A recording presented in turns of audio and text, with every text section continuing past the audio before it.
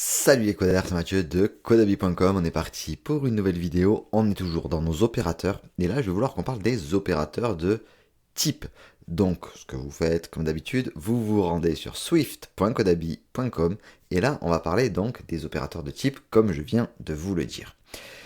Ça veut dire quoi en fait Mathieu un opérateur de type? C'est des opérateurs qui vont être utilisés pour vérifier et convertir des types de données. On va pouvoir donc tester si une instance est d'un certain type et convertir ces types lorsqu'une conversion est nécessaire. On va avoir donc, si on veut vérifier un type, on va avoir le verbe be, to be or not to be, donc is, is. Est-ce que on va être? Donc l'opérateur is va permettre de vérifier si une instance est d'un certain type. Et il va retourner un booléen true ou false si l'instance correspond au type spécifié. Donc on va avoir en fait notre instance, le mot-clé is et le type. Ouais. On pourrait vérifier par exemple, on pourrait avoir ici un let number qui soit égal à le nombre 1. Logique. Si number is int, vous le voyez, alors là on peut faire un print de nous avons un nombre entier. Et avoir un else avec un print, nous avons notre type. Ce qui signifie que si j'ouvre mes résultats, nous avons bien un nombre entier parce que on a eu le is qui était un number. Si je l'avais défini en tant que double, on aurait eu quoi?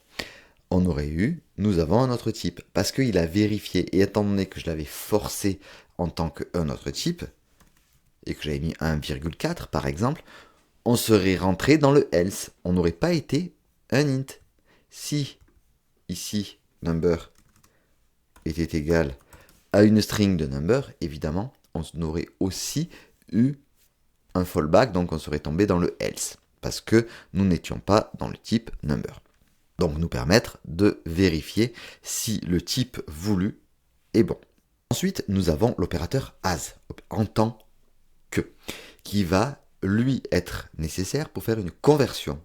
On va convertir un type en tant que, mais on ne va pas le faire sur n'importe quel type, on va le faire sur un super type.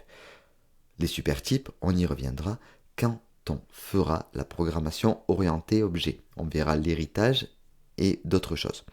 Ça va être utile lorsqu'on va travailler sur des types qui vont partager une hiérarchie, comme des sous-classes, des superclasses, et qui vont se conformer à des protocoles. Sur la documentation, on a un animal. Là, je pourrais mettre une classe personne. Donc, on a une personne. Et on pourrait avoir aussi un étudiant, parce que l'étudiant, mine de rien, c'est une personne. Donc, on va avoir une classe student qui va hériter, donc 2 points, personne. Et on ne va rien lui mettre. Donc en fait, il ne va avoir ni propriété, ni attribut, il est vide. J'ouvre juste et je ferme les accolades. Mais un étudiant sera une personne. Imaginez que je prenne un var, qui est... Allez, donc je le mets en tant que... J'ouvre et je ferme les parenthèses. C'est comme si on initialisait aussi un étudiant vide.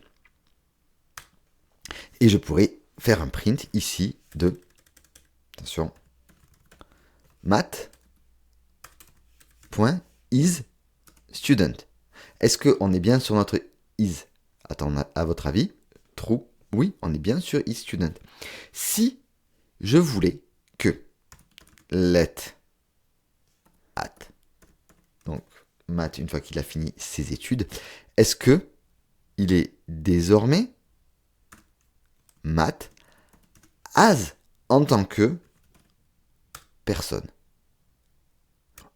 Je vérifie aftermath is student. Désormais, il est true.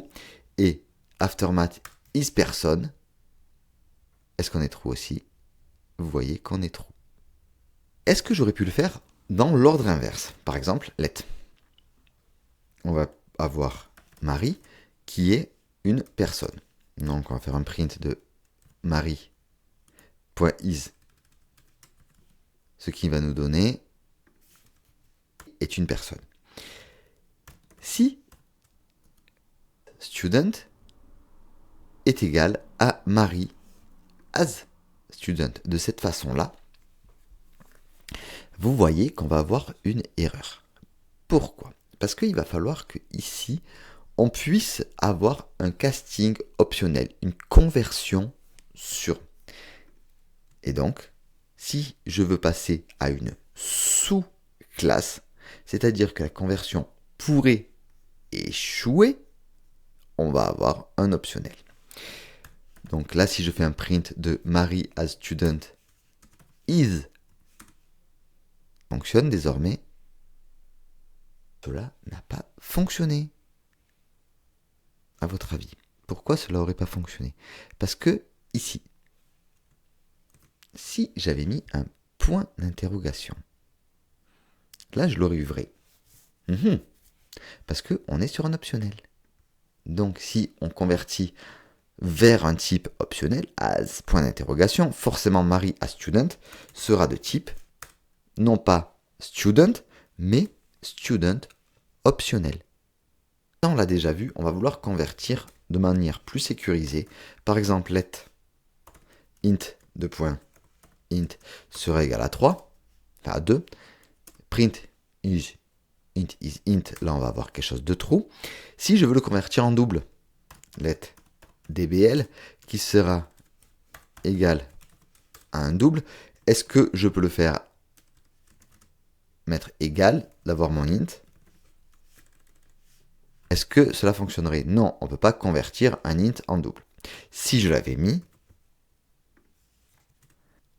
cast from int to unrelated type double always fails. C'est-à-dire que là, si j'avais fait un print, on a bien false. Ce qu'il faut faire ici, c'est le convertir avec la conversion de type de cette façon-là. Et là, par contre, là, on n'a pas de problème. Donc ça, il faut faire vraiment attention. Les as, c'est vraiment à utiliser vraiment avec parcimonie. Voilà. Et les opérations de type avec le is et le as, on va s'arrêter là. Pour cette vidéo, c'est pas ce qu'on va utiliser le plus, évidemment. Et dans la prochaine vidéo, on va voir l'opérateur de coalescence nil.